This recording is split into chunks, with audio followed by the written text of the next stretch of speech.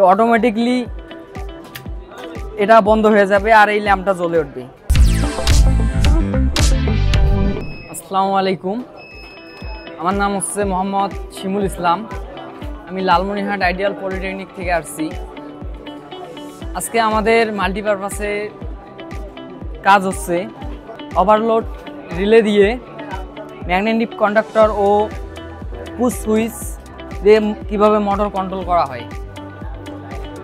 আমি সব কিছু সেটিং করে রাখছি। ফার্স্ট আমি 3 ফেজের লাইনটা দিচ্ছি, 3 ফেজের লাইনটা দিয়ে দিলাম। এখন আমার এই যে ম্যাগনেটিক কন্ডাক্টর আর রিলের লাইনটা দিচ্ছি। লাইনটা দেওয়ার পর এখন আমি চেক করব। ফার্স্ট স্টার্ট দিলাম মোটর, এখন মোটরটা ঘুরতেছে।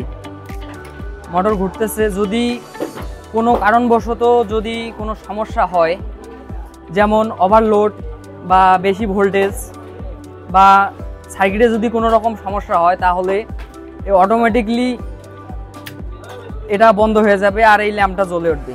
যার ফলে আমরা বুঝতে পারবো যে কোথাও শর্ট সার্কিট হয়েছে বা ওভারলোড হয়েছে।